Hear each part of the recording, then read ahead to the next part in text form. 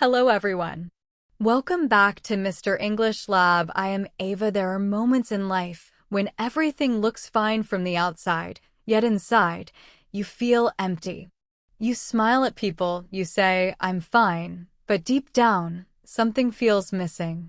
That's exactly how Daniel felt.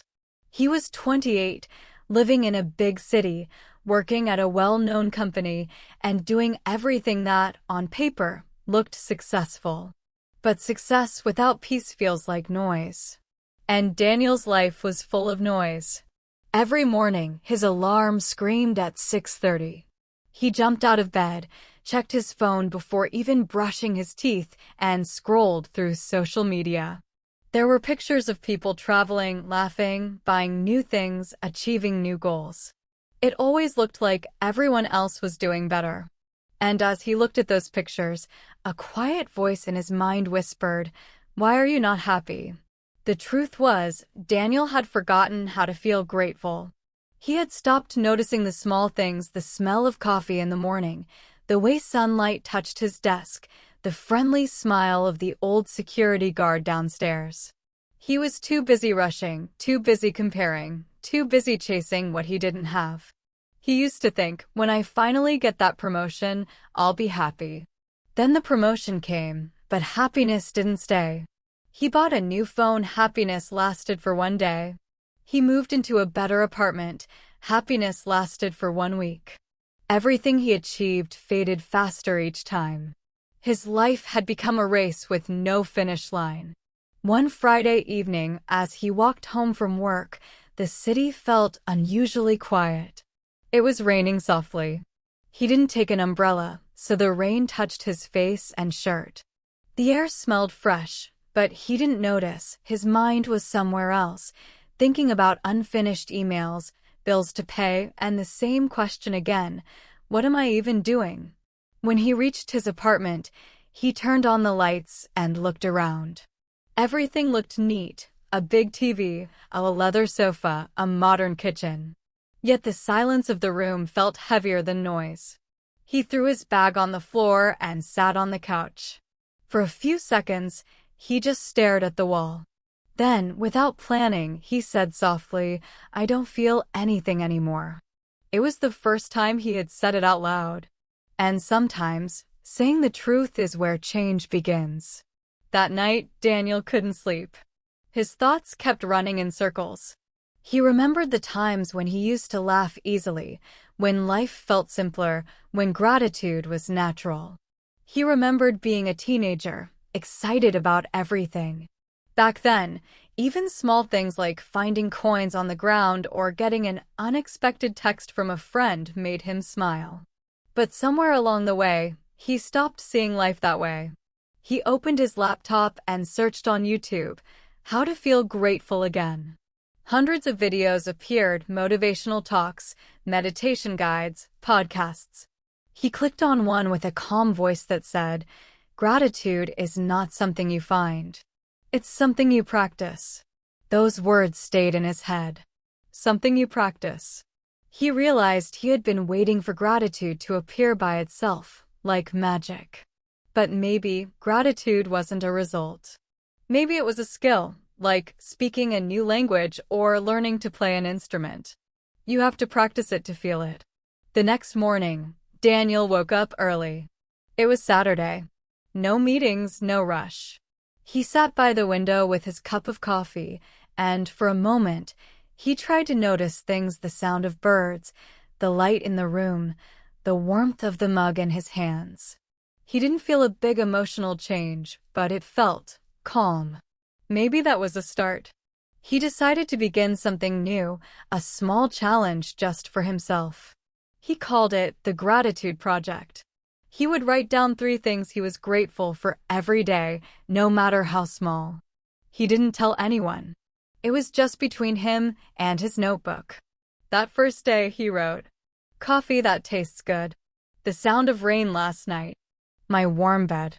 It looked simple, almost too simple. But something inside him felt a tiny spark, like he had found a door he didn't know existed. The next few days were ordinary, but slightly different. Monday morning still came with its usual rush: emails, deadlines, meetings, but Daniel tried to keep his gratitude notebook with him. During lunch, instead of scrolling through his phone, he wrote 3 more things. A friendly message from an old friend. The smile of the girl at the coffee shop. The funny joke his colleague made. At first, it felt strange. His brain still wanted to complain. It kept saying, "You're tired. You're busy. You don't have time for this." But he kept writing. Then, something small but important happened on Thursday. Daniel was on his way to work, running late as usual. He rushed into the subway station, half asleep, holding his coffee. The train was crowded. Everyone was looking at their phones.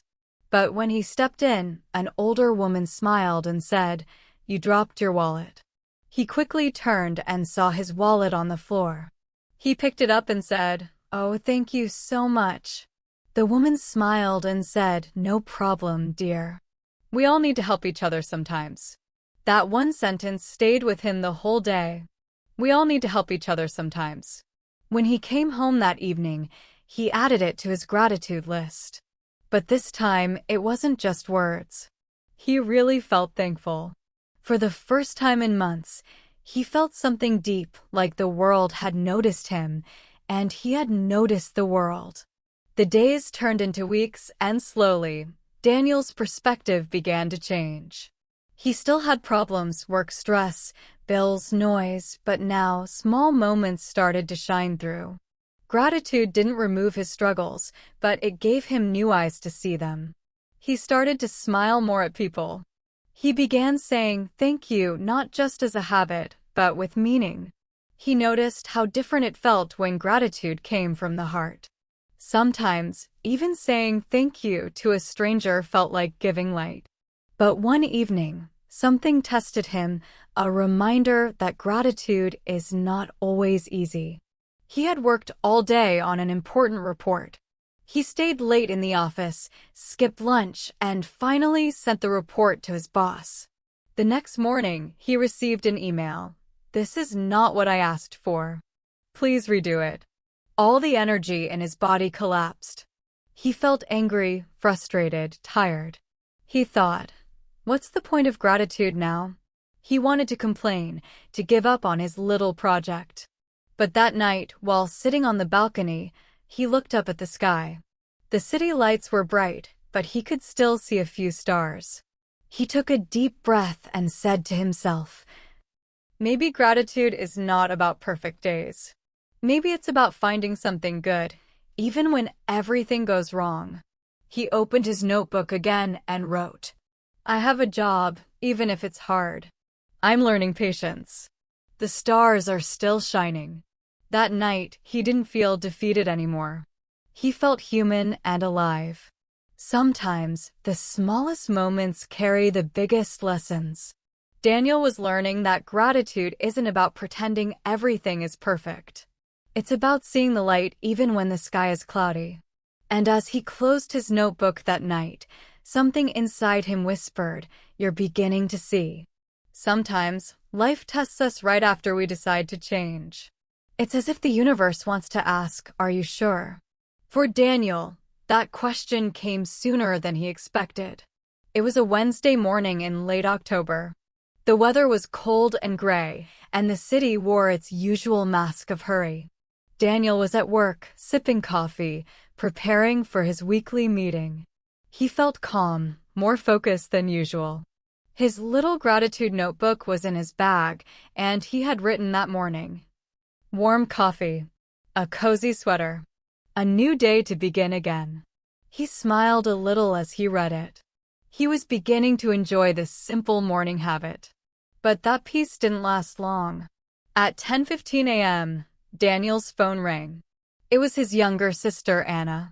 She never called during work hours. He answered quietly, "Hey, Anna, what's up?" Her voice was shaky. "Dan, are you sitting?" Those words immediately made his heart beat faster. "What happened?" he asked. "It's Dad," she said softly. "He's in the hospital." It's his heart. The world around Daniel suddenly slowed down. He couldn't hear the noise of the office anymore. His mind froze on one word, Dad. He left his desk without saying anything, walked outside, and called her again. Tell me everything, he said. Anna explained that their father had collapsed while working in the garden. The ambulance came quickly, and now he was stable, but the doctors wanted to keep him under observation. Daniel felt a mix of fear and guilt. His father lived 2 hours away, and Daniel hadn't visited him for months. Work, meetings, and city life always seemed more important. I'll be there soon, he said. He packed his bag, took the first train out of the city, and stared out the window as the landscape moved past him. The sky looked heavy, as if it carried his thoughts. In that moment, gratitude felt far away. Fear had taken its place. When he arrived at the hospital, Anna was waiting near the entrance. Her eyes were tired but calm. He's okay for now, she said. They're running some tests. Daniel followed her to the room. His father was lying in bed, connected to wires and machines. Seeing him like that felt strange. This was the man who used to lift him on his shoulders, who always looked strong, who used to fix everything around the house. Now he looked small and fragile. Hey, Dad, Daniel said softly. His father opened his eyes slowly and smiled. You didn't have to come from the city, he whispered. Daniel laughed nervously. Of course I did. Don't worry, his father said. I'm fine. Just the old engine complaining a bit. Even in that situation, his father tried to make a joke. Daniel felt tears burning behind his eyes. He wanted to say so many things. I'm sorry for not visiting. I miss you. I love you. But the words got stuck in his throat. So instead, he just sat there, holding his father's hand in silence. Sometimes silence says what words cannot. That evening, after his father fell asleep, Daniel went to the hospital cafeteria. He sat with a cup of tea and opened his notebook. His hand hesitated. What could he possibly be grateful for now? His heart felt heavy, and gratitude seemed like a distant idea. But then he remembered the words from that YouTube video. Gratitude is something you practice. He took a deep breath and wrote slowly. My father is alive. The doctors were quick. I got here in time. He didn't feel joyful, but he felt grounded. Gratitude, he realized, wasn't only for the good days. It was a light you carry through the dark ones. The next few days passed in a blur of hospital visits, test results, and waiting. Daniel stayed with Anna at their childhood home. Every morning, he went for a short walk near the park they used to play in as kids. The autumn air was crisp and the trees were turning golden. On one of those mornings, an old man was feeding birds by the pond. Daniel watched as dozens of pigeons gathered around him. The man smiled and said, They come every day. They know I'll be here. Daniel smiled back. You never miss a day? The old man shook his head. No. It keeps me thankful. They remind me that life still responds to kindness. Those words stayed in Daniel's heart. Life still responds to kindness. Maybe gratitude and kindness were connected. Maybe when you're grateful, you naturally want to give. That evening, he visited his father again. The doctors said he would recover, but he needed rest and a few changes in lifestyle. Daniel promised to help him with everything. I'll visit more often, he said. His father smiled. That's all I need to hear. On his way back home that night, Daniel stopped by a small shop to buy groceries. As he waited in line, an elderly woman in front of him was counting coins, trying to pay for her items. She was short a few dollars. The cashier looked impatient. Without thinking, Daniel said, It's okay, I'll cover it. The woman looked surprised. Oh no, you don't have to. Daniel smiled. Please, it's nothing. Her eyes softened. Thank you, young man. That's very kind of you. As he walked home, Daniel felt lighter than he had in days. Gratitude was not only about noticing blessings, it was also about becoming one. Back in the city, life slowly returned to its usual rhythm. But Daniel wasn't the same. Something inside him had shifted. He no longer rushed through mornings. He took a few extra minutes to sit quietly before work, sometimes writing, sometimes just breathing. He noticed how even ordinary days had beauty, the way sunlight reflected on a window, the smell of bread from the bakery downstairs, the laughter of children walking to school. His coworkers noticed the change too. "You seem calmer these days," one of them said during lunch. Daniel smiled. "Yeah, maybe I'm just trying to appreciate things more." But not everyone understood. One of his close friends, Ryan, laughed and said, "Man, you're turning into a philosopher. Next thing you'll be meditating on office emails." Daniel laughed too, but inside, he knew that something real was happening. He didn't need others to understand. Gratitude was his private revolution. Then one day, the biggest test came. It was a cold Monday morning. Daniel walked into the office as usual, feeling focused and ready. But when he reached his desk, his manager called him into a meeting. The company had lost a major client. Budgets were being cut. They had to let some people go. Daniel's name was on that list. He sat there in silence, listening to his manager's careful words. "It's not about your performance," she said. "You've been great. It's just business." Business. Such a small word for such a big impact. As he packed his things into a box, his mind went blank. He wasn't angry, just numb. He took the elevator down, walked out of the building, and stood on the street. The world kept moving, cars, people, noise, but inside him, everything felt still. He walked to a nearby park and sat on a bench. For a long time, he said nothing. His hands were cold. His thoughts were heavy. And then, out of habit, he reached into his bag and pulled out his gratitude notebook. It felt strange to open it at that moment. Gratitude seemed impossible. But he had made himself a promise, something you practice. So he took a breath and he wrote, "I'm healthy. I have time to rest and rethink. The sky is still beautiful today." As he finished the third line, a soft wind blew through the park, carrying yellow leaves around his feet. And for the first time, Daniel didn't feel afraid of the unknown. He felt curious. Maybe this was not an ending, but a beginning. He looked up and whispered, "Thank you even for this." It wasn't easy to say, but it felt right. That evening, Daniel called his father. "Hey, Dad," he said, trying to sound calm. "I lost my job today." There was a short silence. Then his father said, "I'm sorry, son. But maybe this is a good thing." Daniel frowned. "A good thing?" His father chuckled softly. "You've been running too fast for too long. Maybe life is giving you time to slow down and see what really matters." Daniel smiled, tears forming in his eyes. "Maybe you're right." Recording, he didn't expect much. But the next morning, when he checked his channel, there were already 300 views and several comments.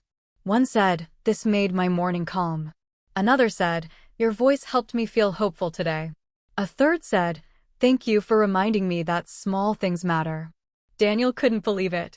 He smiled, realizing that his little gratitude project had now become a bridge to others. He wasn't just practicing gratitude anymore. He was sharing it. They talked for a long time. When he hung up, Daniel realized that even in loss, there was connection, and that connection itself was something to be grateful for. As he sat by the window that night, watching the lights of the city, Daniel felt something new. Gratitude wasn't just a practice anymore. It had become part of him, a quiet strength that stayed even when life shook him. He wrote one more line in his notebook before sleeping. "Today I learned that gratitude doesn't wait for good times. It creates them." It's strange how endings often carry the seeds of new beginnings. Losing his job could have broken Daniel completely, and maybe, in the past, it would have. But now, something was different. Gratitude had quietly built a small strength inside him, like a candle that still burns even in the wind. The first few days after leaving his job were slow and silent. He didn't set an alarm anymore. He woke up naturally to the sound of birds outside his window. At first, it felt strange not to rush. But then, that strangeness turned into peace. He made coffee, opened his window, and just breathed. He realized something. For years, he had lived his mornings for work. Now, he was living them for himself. He kept his gratitude notebook close. Every day, he wrote at least 3 things, sometimes more. One morning he wrote, "Fresh air and free time. Talking to Dad on the phone. The courage to start over." Another day he wrote, "The quiet sound of rain. My sister's laughter on a video call. Hope, even when I don't see the whole path." These small lists became his morning ritual, like stretching his mind before the day began. And slowly, gratitude began to change the way he saw everything.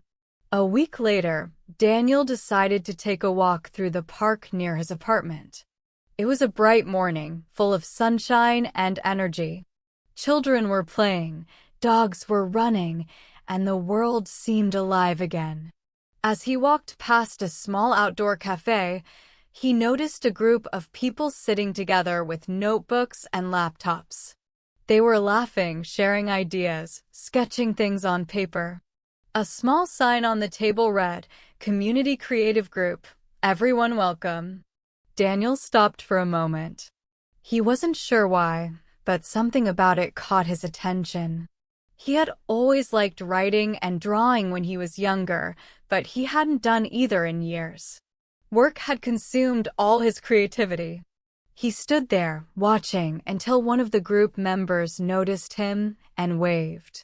"Hey, you can join us if you like. We're just sharing ideas and stories." Daniel hesitated for a moment, then smiled. "Sure, why not?" He ordered a coffee and sat down. The group introduced themselves: writers, designers, teachers, and students. They met every Saturday to talk about creative projects and life lessons. The energy was open and friendly, and for the first time in a long while, Daniel felt he belonged somewhere new. When it was his turn to share, he said, "Honestly, I'm not sure what I'm doing here. I just lost my job, and I'm trying to figure out what's next." A woman with curly hair smiled. "Then you're in the right place," she said. "Sometimes losing something is how you make space for something better." Her name was Mia. She was a freelance writer who believed that storytelling could heal people. As they talked, Daniel told her about his gratitude project, the notebook, the daily lists, the lessons he was learning. Mia listened carefully and said, "That's beautiful.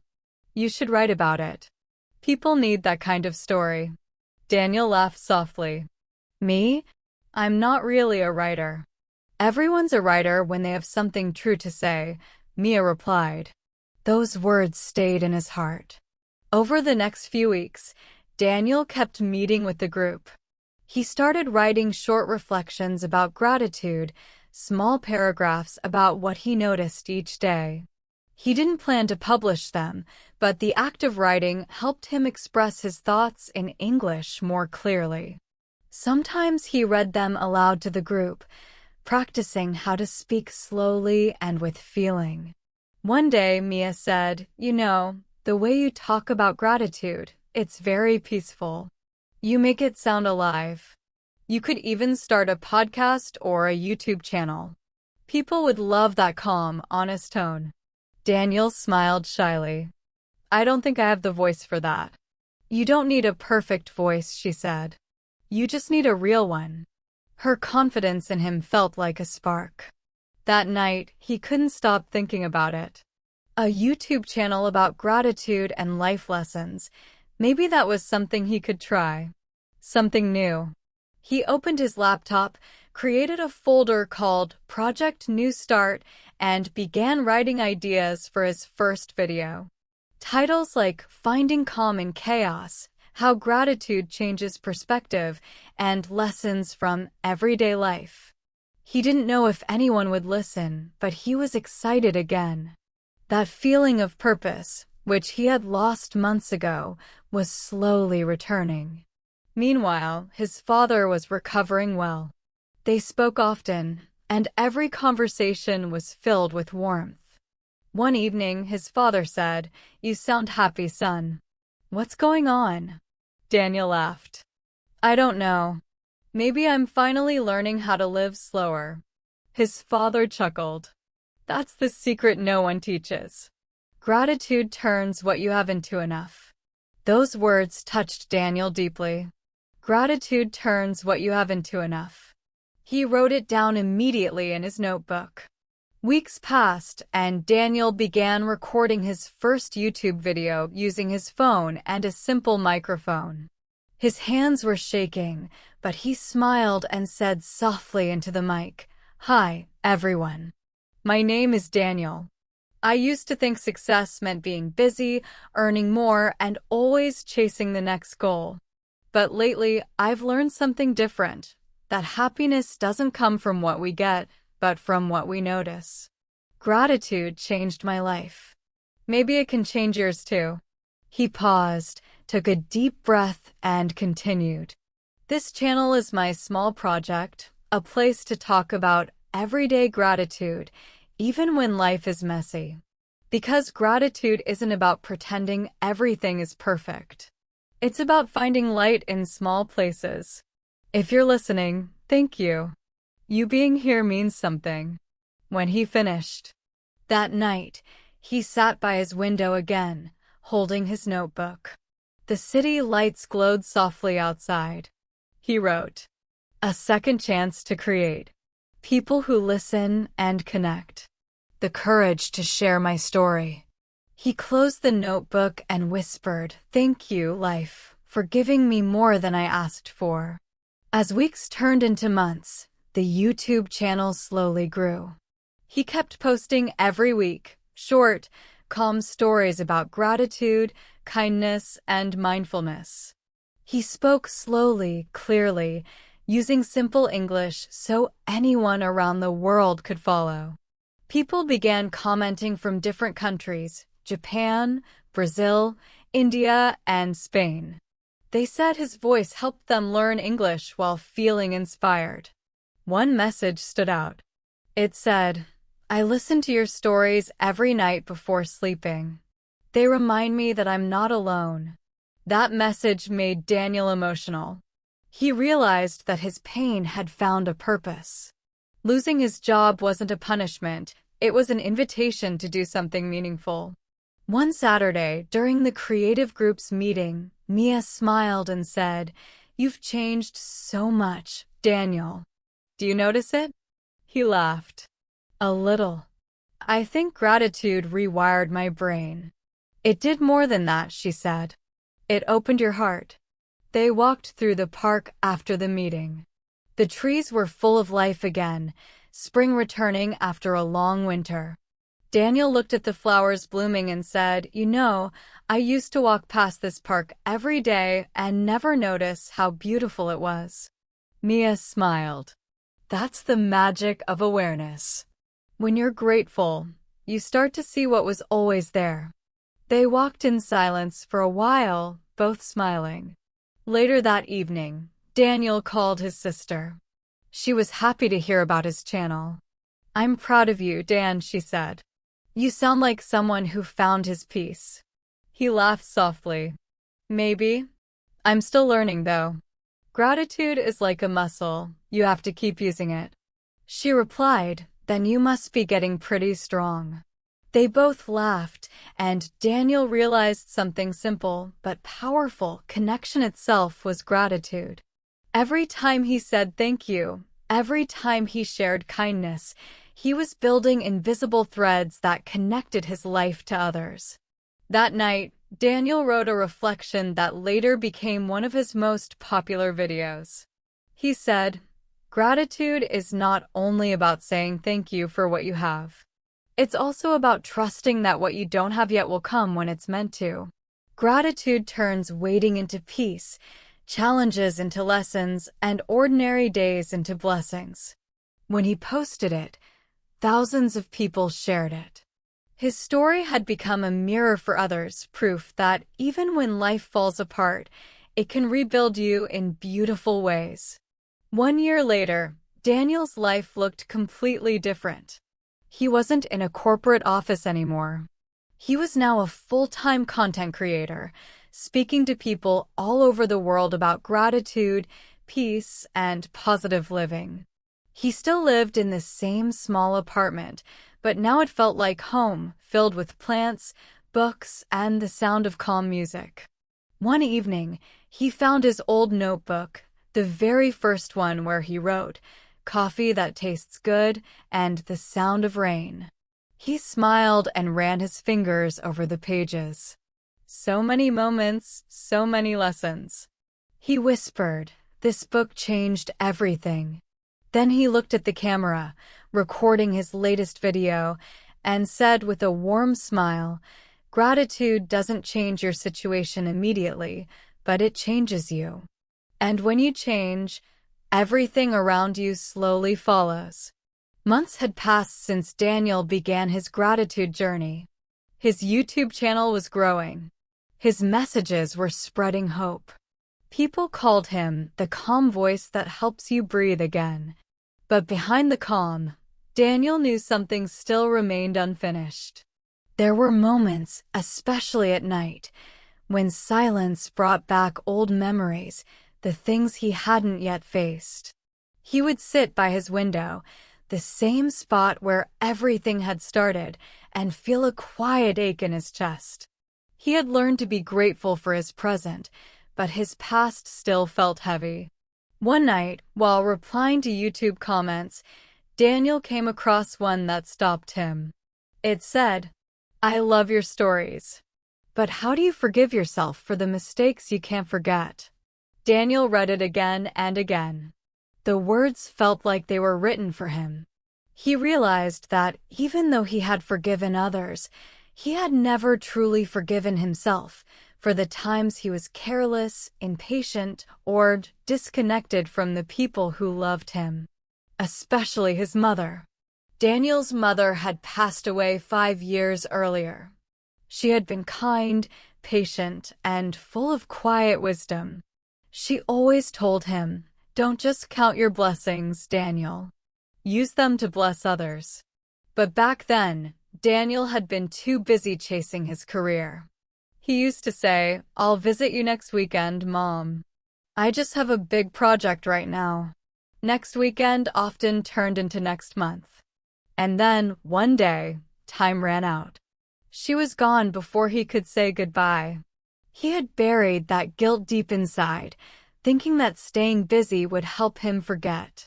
But gratitude had made him still enough to feel, and now all those emotions were rising again.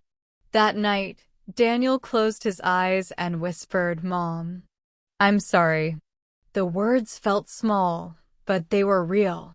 He realized that gratitude without forgiveness was like sunlight through a dirty window, bright but unclear.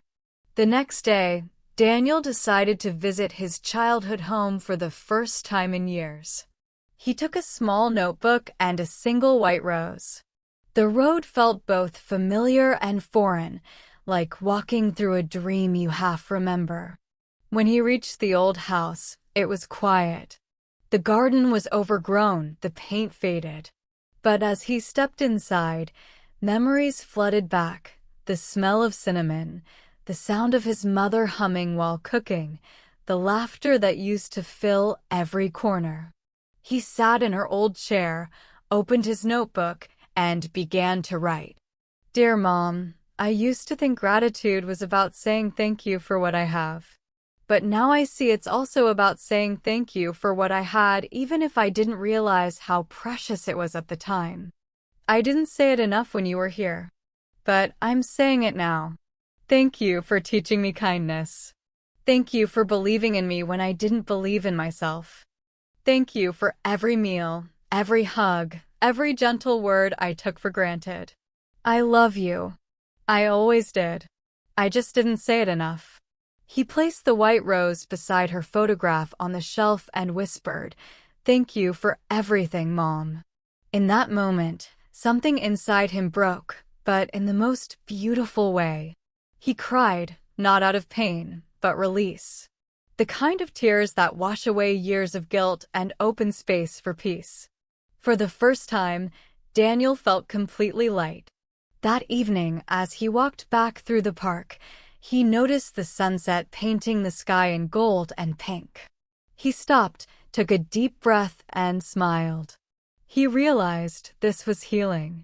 Not forgetting, not escaping, but transforming pain into gratitude. He whispered softly, "Thank you, life, even for the lessons that hurt." The next morning, Daniel decided to share this experience with his audience.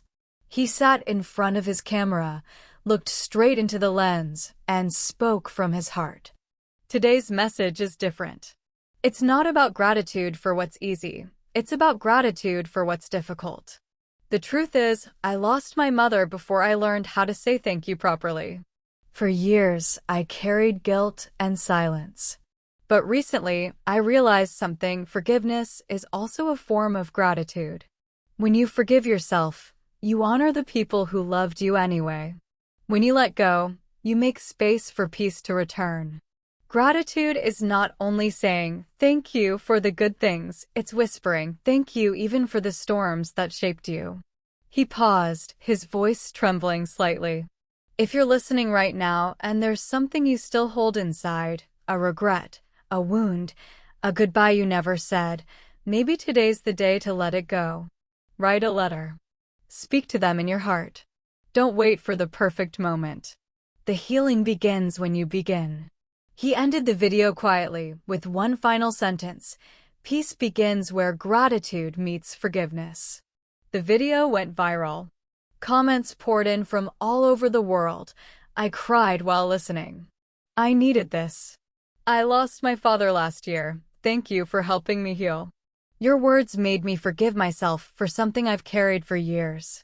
Daniel read each message with tears in his eyes. He realized that sharing his pain had helped others release theirs.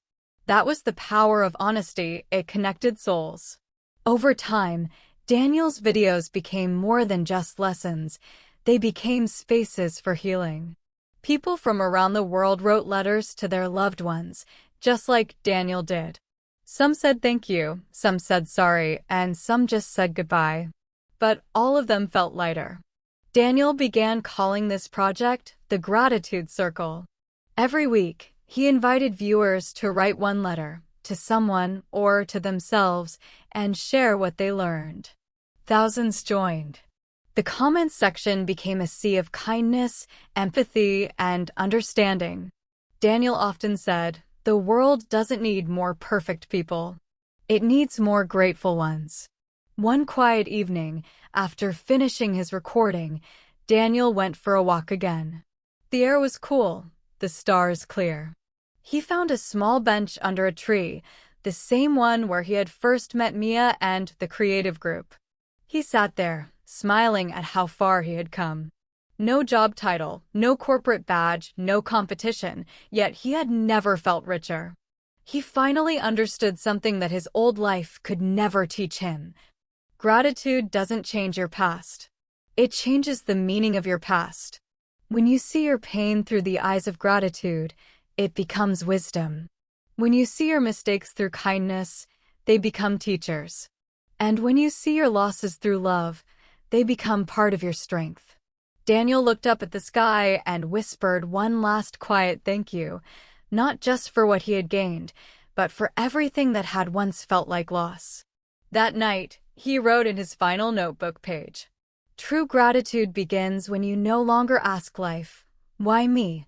but instead whisper, 'Thank you for choosing me to learn this.'" Gratitude doesn't erase pain, it transforms it. And healing is simply the heart remembering that it is whole. He closed the notebook gently and smiled. Tomorrow would bring another sunrise, another chance to begin again. The morning sun touched Daniel's face softly through the curtains. It was one of those mornings where everything felt calm, not because life was perfect, but because he was. He made his coffee slowly, listening to the sound of the kettle. It was the same sound he had heard every morning for years, but this time it felt sacred. He smiled and whispered, "Thank you," just as he always did now. Gratitude had become part of him, not a practice, not a list, but a way of seeing. It was no longer something he had to remember to do. It was how he breathed, how he walked, how he lived. After months of sharing his stories online, Daniel's channel, Mr. English Lab, had reached thousands of people around the world. Every week, he received messages from viewers saying how his calm voice helped them find hope, how they listened every morning before work or before bed when their thoughts were too loud. One message said, "Your stories don't just teach English, they teach peace." That line made Daniel smile. It reminded him of what his mother used to say, "Use your blessings to bless others." And now, that's exactly what he was doing. One afternoon, Daniel received an email that would change everything. It was from an international conference called Voices of Change, an event where speakers from around the world shared stories of resilience, gratitude, and personal growth. The organizer wrote, "We've seen your videos, Daniel. Your message about gratitude has touched many. We'd love for you to speak at our upcoming conference in Singapore in front of 5,000 people." Daniel froze. His first thought was disbelief. Me? Speaking on a world stage? Just a year ago, he was sitting alone in his apartment, lost in noise, feeling like nothing mattered. And now life was offering him a microphone to share the very lesson that had saved him. He closed his eyes and said softly, "Thank you." The weeks leading up to the conference were exciting but nerve-wracking. Daniel hadn't spoken in front of such a large audience before. He practiced every day, not just his English words, but his calmness, his rhythm, his heart. He told himself, "This isn't about me. It's about the message. I'm just the voice." He decided not to prepare a perfect script. Instead, he wanted to speak like he always did on his YouTube channel, naturally, simply, and from the heart. The day of the conference arrived. The hall was grand, filled with lights, cameras, and faces from all over the world. Daniel stood backstage, holding his mother's small silver pendant in his hand, the one she used to wear. He whispered, "Walk with me, Mom." When his name was called, he stepped onto the stage. For a moment, the bright lights blinded him. He took a deep breath and looked at the sea of faces before him. Then, with his calm voice, he began. "Good evening, everyone. My name is Daniel, and I used to think gratitude was about saying thank you for the good things. But life taught me something different. Gratitude is also about saying thank you for the difficult things, the lessons, the heartbreaks, the mistakes, because they shape who we become." He paused, looked around, and continued.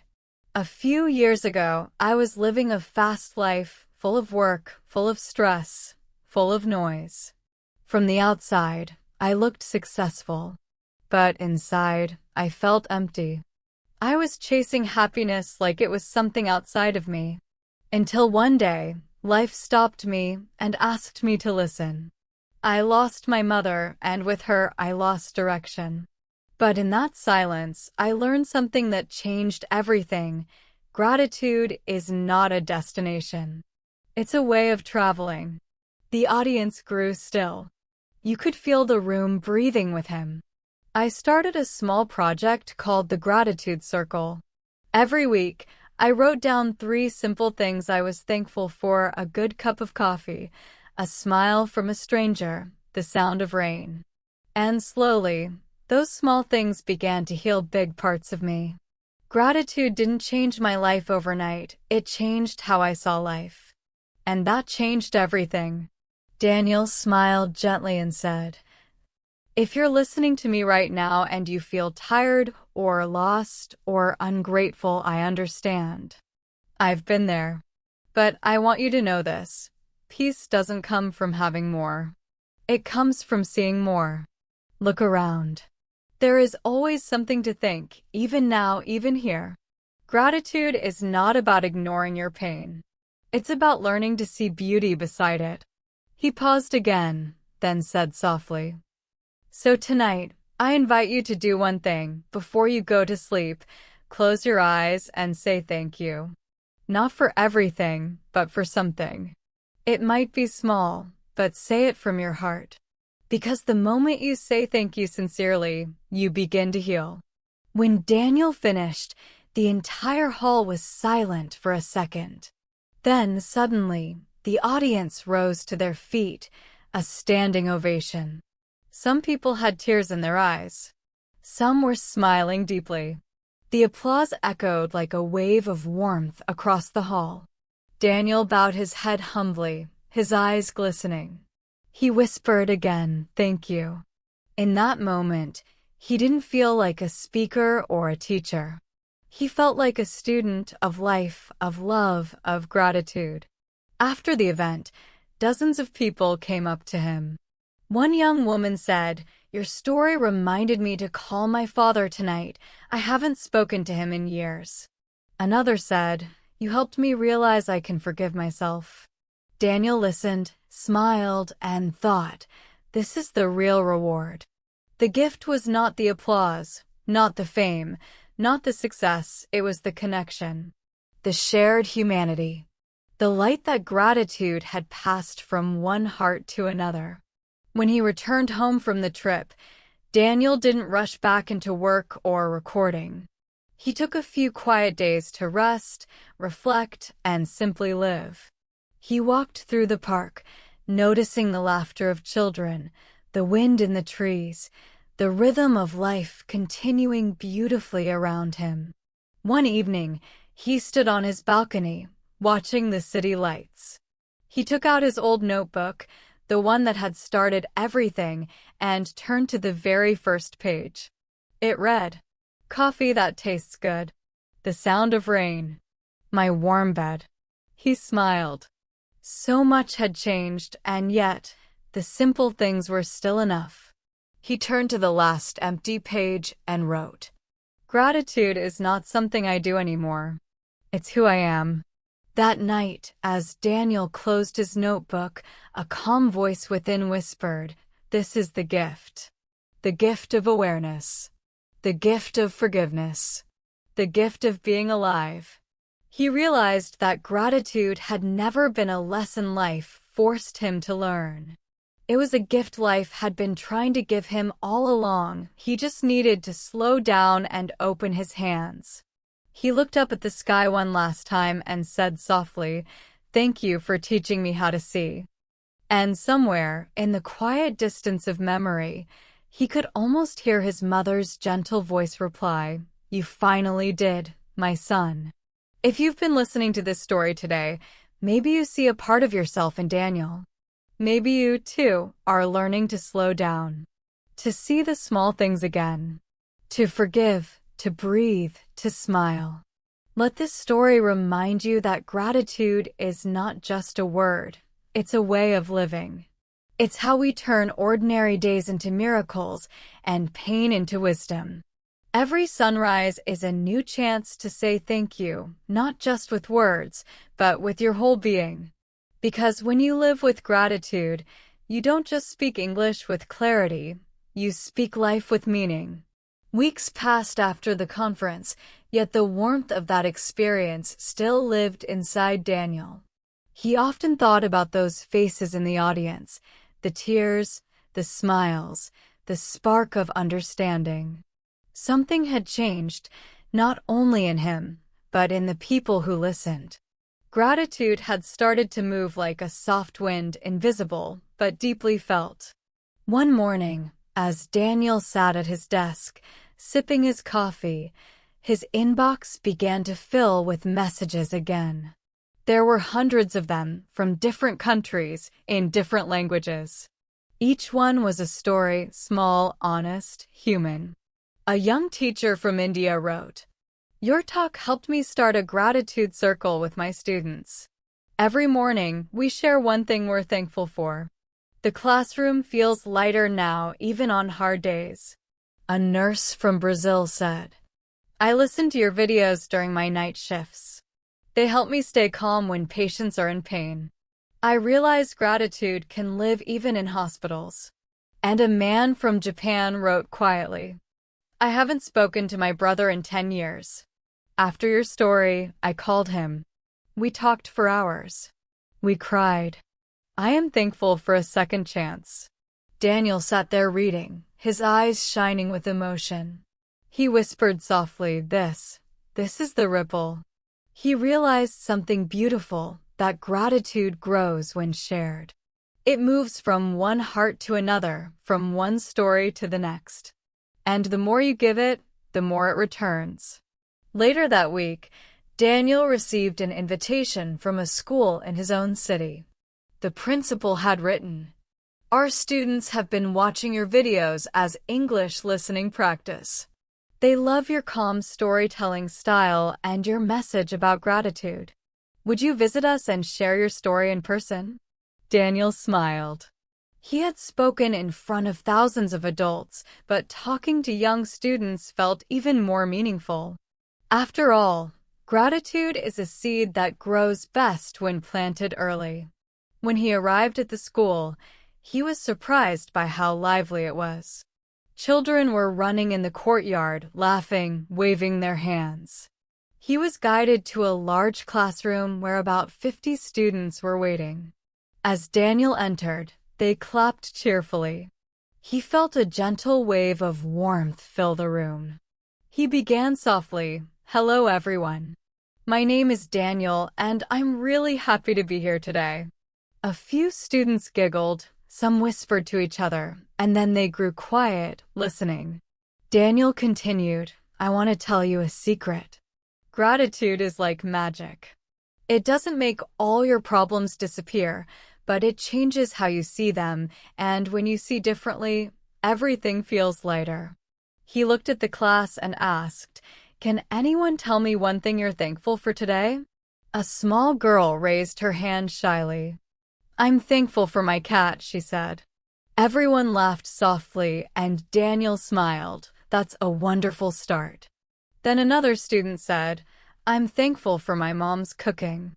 Another said, "I'm thankful for my best friend." And one boy at the back said quietly, "I'm thankful for my dad coming home last night." The class went silent for a moment. That sentence held a story, and everyone felt it. Daniel nodded gently and said, "You see, gratitude connects us, even when our stories are different." They spent the next hour writing gratitude letters to someone special. Some wrote to parents, some to friends, and one boy even wrote to his future self. When the session ended, the teacher whispered, "They've never been this quiet and focused before." Daniel smiled and said, "That's the power of reflection. Gratitude makes us listen to our hearts." That evening, Daniel walked through the park, feeling lighter than ever.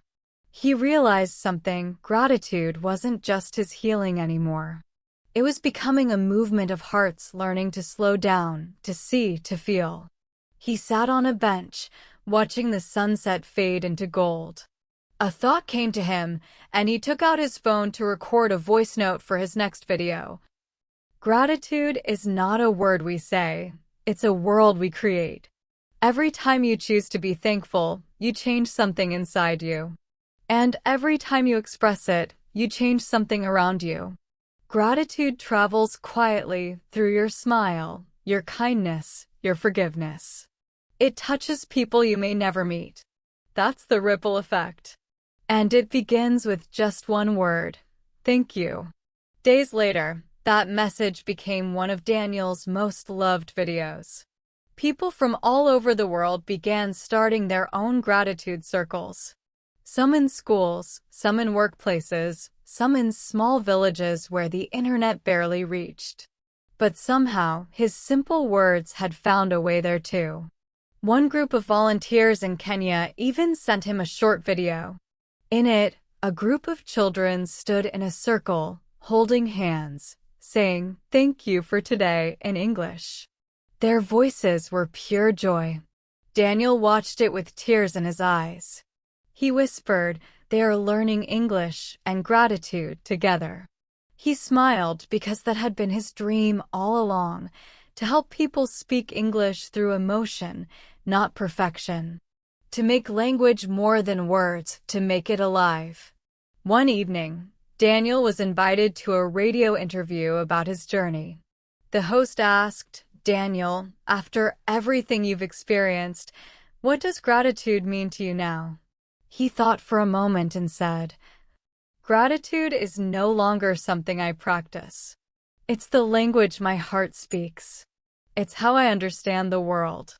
Months later, Mr. English Lab reached 1 million subscribers. Daniel didn't celebrate with a big party. Instead, he recorded a quiet message for his viewers. 1 million hearts connected through gratitude. That's the real achievement. You've all become storytellers of kindness. This isn't my journey anymore. It's ours. He smiled softly and added, "Remember, fluency isn't just speaking fast. It's speaking from the heart, with emotion, with awareness, with love. And gratitude gives your words life." That night, as he looked out of his window at the glowing city below, Daniel thought about how far the journey had come from the noisy mornings of emptiness to this peaceful evening of purpose. He whispered to the quiet world outside, "Every thank you is a seed, and now the garden is blooming." The wind brushed against his face as if to answer, and for a moment, he felt connected to everyone, the students, the nurse, the teacher, the grandmother, the people he would never meet, all bound by one invisible thread, gratitude. He realized the truth his mother had always known: you can't hold light, but you can pass it on. And so, with a peaceful smile, he whispered one last line before going to bed, "May my gratitude keep traveling even when I'm silent." The first winter rain came quietly. Daniel sat by his window, watching raindrops trace delicate paths down the glass. It had been almost 2 years since that morning, the one when he first woke up feeling empty, lost, and tired of his own life. He smiled softly.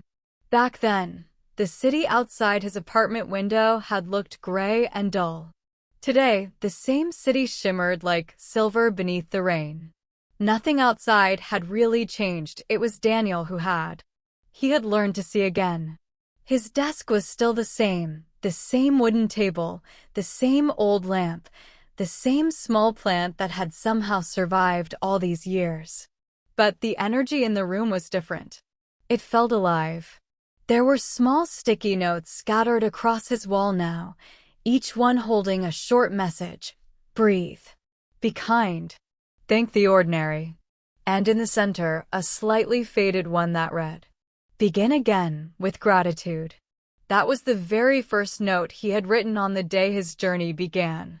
Daniel leaned back in his chair, closing his eyes for a moment. The soft rhythm of the rain blended with his thoughts. His life had transformed, not through wealth, fame, or achievement, but through awareness. Through seeing blessings in the middle of chaos, lessons in the middle of pain. He whispered to himself, "Gratitude didn't change my circumstances. It changed me." Later that evening, he received a message from his childhood friend, Aaron, someone he hadn't seen in years. Aaron wrote, "Hey man, I've been following your journey. I'm proud of you. Funny thing, I'm going through a rough patch right now, and your videos help more than you know. I could really use a good talk. Mind meeting up sometime?" Daniel felt a wave of emotion rise in his chest. Aaron had been there at the start of everything, the friend who once told him, "You need a break, Daniel. You're burning out." He replied instantly, "Of course. Let's meet tomorrow at our old cafe." The next day, Daniel arrived early at the small corner cafe where they used to hang out after college. The smell of roasted coffee beans filled the air, bringing back a flood of memories, late-night laughter, endless dreams, and the quiet hope of youth. Aaron arrived soon after. He looked tired, his eyes carrying the kind of heaviness Daniel once knew too well. They hugged. It wasn't a quick, polite hug, it was the kind that says, "I missed you, I understand." They sat down, and after some silence, Aaron spoke. "I don't know what's happening, Dan. Work feels pointless. Everything's just noise. I used to love my job, but now, it's like I'm running in circles." Daniel listened, really listened, without interrupting. He remembered what it felt like to be in that same darkness. After a long pause, he said quietly, "You know, I once felt exactly like that. I thought something was missing from my life, success, excitement, maybe freedom. But what I was really missing was connection, with the present moment, with gratitude." Aaron looked at him curiously. "Gratitude? Like, saying thank you?" Daniel smiled gently. "Yes, but not just saying it, feeling it. Thanking life. Even for small things. The warmth of your coffee. The roof over your head. The people who love you, even silently." Aaron stared at his cup for a moment. Then he nodded slowly. "You really believe that makes a difference?" Daniel looked out the window, watching people walk by in the rain, umbrellas like moving petals. He said softly, "It saved me." There was a long silence. Then Aaron smiled faintly. "You've changed, Dan. But not in the way most people do. You've become calmer, lighter." Daniel laughed softly. "Maybe that's what happens when you stop fighting life and start thanking it." After their meeting, Daniel walked through the city streets, rain dripping from his coat. Every light reflected off the wet pavement like tiny stars. He passed by places that used to hold stress and rush, the office tower, the crowded metro station, the narrow street where he used to hurry past strangers. But now each place seemed to whisper to him, "You've come home." He realized that home wasn't a location. It was a state of being. And gratitude was the key that unlocked it. That night, back in his apartment, Daniel opened an old journal, one he hadn't touched since the beginning of his journey. The first page read, "I don't know who I am anymore." He smiled sadly. Then he turned to the last page and wrote, "I still don't know everything. But now I know this, I'm alive, and that's enough to be thankful for." He closed the book and placed it gently on the shelf. It felt like closing a chapter, not with sadness, but with peace. Weeks later, Daniel decided to visit his parents for the weekend. It had been months since he'd last gone home. When he arrived, his mother was watering her plants on the porch, humming softly. "Daniel," she called, her face lighting up. He hugged her tightly. "I missed you, Mom." She smiled. "You look different. Peaceful." Daniel laughed. "I learned from the best." Inside, they sat down for tea. His father joined, cheerful as ever, and soon the house filled with stories, laughter, and the smell of fresh bread. At one point, his mother placed her hand over his and said, "I always told you, gratitude is quiet power." "You've finally felt it, haven't you?" Daniel nodded. "Yes, Mom. And now I understand, it's not about being thankful only when life is good. It's about trusting that even when life isn't, there's still something good inside it." His mother smiled, eyes glistening. "That's the secret. Gratitude doesn't make life perfect, it makes it enough." That night, Daniel stood outside in the garden, looking up at the stars.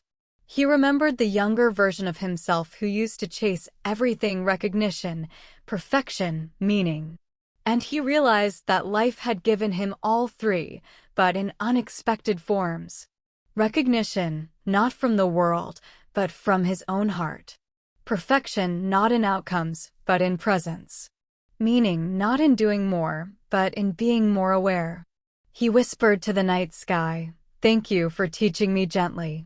The wind moved softly through the trees as if answering him. When he returned to the city the next morning, he opened his laptop and started a new script for his next video. He titled it, Coming Home to Gratitude. He wrote, "Sometimes, the journey takes us far away into busyness, into noise, into wanting more. But sooner or later, gratitude calls us home. Home to simplicity. Home to peace. Home to ourselves." He paused for a moment, his fingers resting on the keyboard, then added one last line. "And when you arrive, you'll realize everything you were searching for was already here." He sat back, letting the silence settle around him. No music, no notifications, no rush. Just the steady heartbeat of life and his quiet gratitude for it all.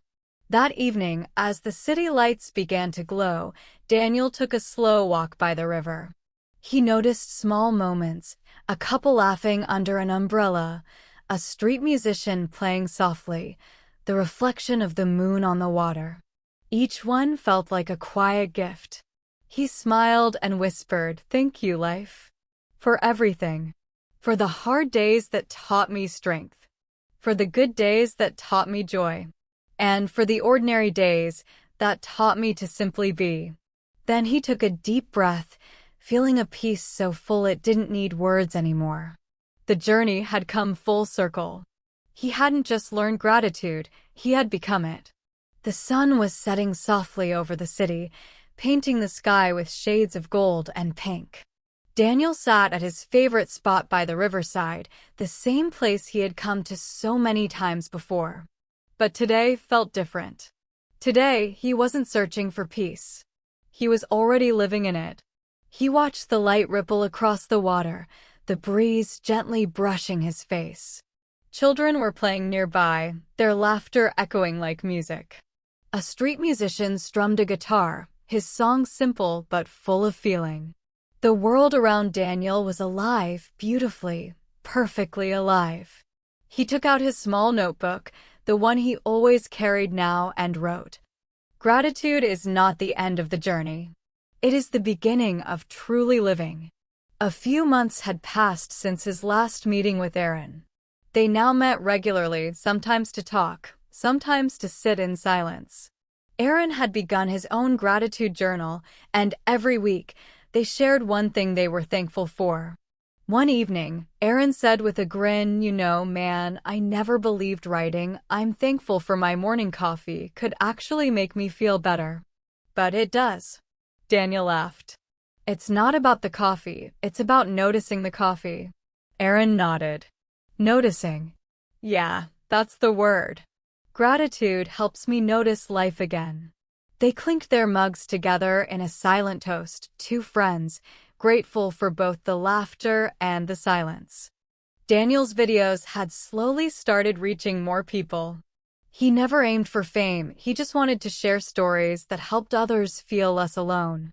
Messages poured in from strangers around the world, people saying his calm voice helped them sleep, his words reminded them to slow down, his stories made them cry and heal. One message stood out.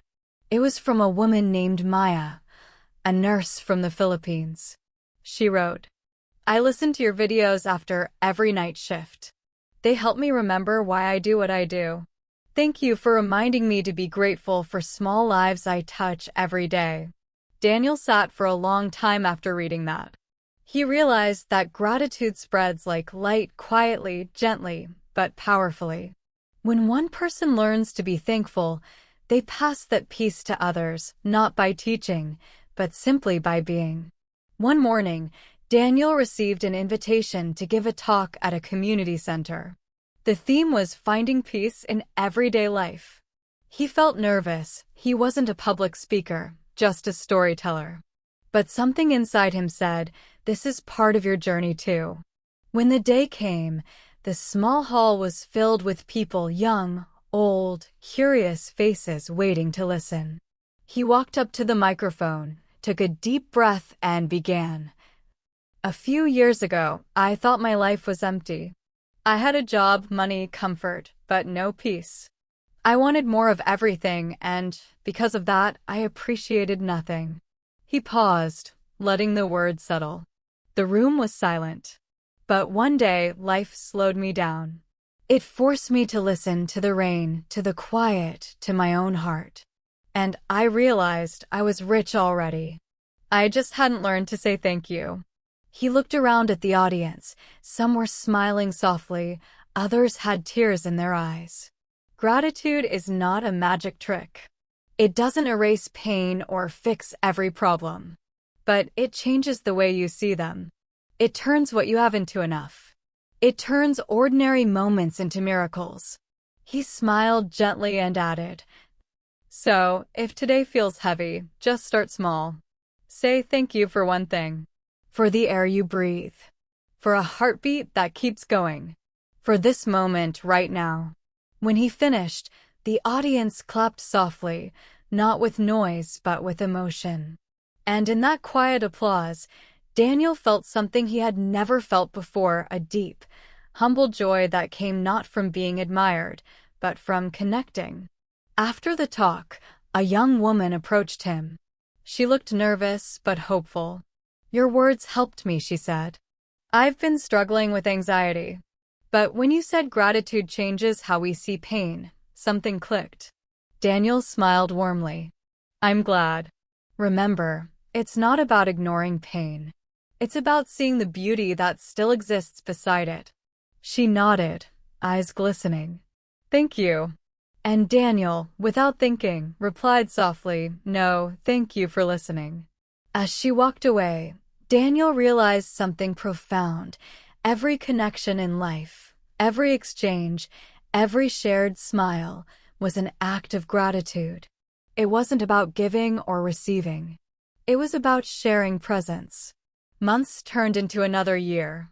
Daniel's life wasn't perfect, it was real. He still had long days, bad moods, worries. But he met them differently now, with kindness instead of frustration. When traffic was slow, he used the time to notice the sky. When projects failed, he focused on what he learned. When people disappointed him, he thanked them silently for showing him patience. Gratitude didn't make life easy, it made it beautifully bearable. One quiet evening, Daniel walked again to the same riverside where everything had begun. The city lights shimmered on the water like scattered fireflies. He stood still for a while, then closed his eyes. He remembered everyone who had crossed his path, his parents, his mentor Emma, his friend Aaron, the people who messaged him, even the strangers who smiled as they passed by. Each one was a thread in the fabric of his story. He whispered, "Thank you for being part of my light." Then he smiled and looked around. The world seemed to glow a little brighter, not because it had changed, but because he had. That night, he recorded one final voiceover, not for others, but for himself. He spoke slowly, softly, as if speaking to the younger Daniel who once felt lost. "If you're listening to this, I want you to know you're doing okay. You may not have everything figured out. You may still feel confused. But that's okay. Life isn't meant to be perfect. It's meant to be lived gratefully, honestly, fully. Look around you. Every breath, every sound, every heartbeat is a reminder that you are alive. And that, in itself, is a miracle. Say thank you not as a habit, but as a way of seeing. Because the more you thank life, the more life gives you to be thankful for." He paused, his voice trembling slightly. "Remember, gratitude is not just what you say, it's who you become. And when you live with that light, even after you're gone, it stays. It lives in others. That's the light you leave behind." When the recording ended, Daniel sat quietly in the glow of his desk lamp. He didn't feel the need to post it online. It was enough that he had spoken those words aloud to himself, to the world, to life. He turned off the light, opened the window, and let the cool night air in. Somewhere in the distance, church bells rang softly. He smiled and whispered one last time, "Thank you." And so, dear listener, as you finish this story, take a moment. Look around. What can you thank right now in this very moment? The sound of your breath, the light around you, the chance to listen, to learn, to feel. Gratitude is not about having a perfect life. It's about seeing the perfection already hidden inside your imperfect days. So as you walk through life, remember Daniel's journey. Whenever you feel lost, return to gratitude. It will always bring you home.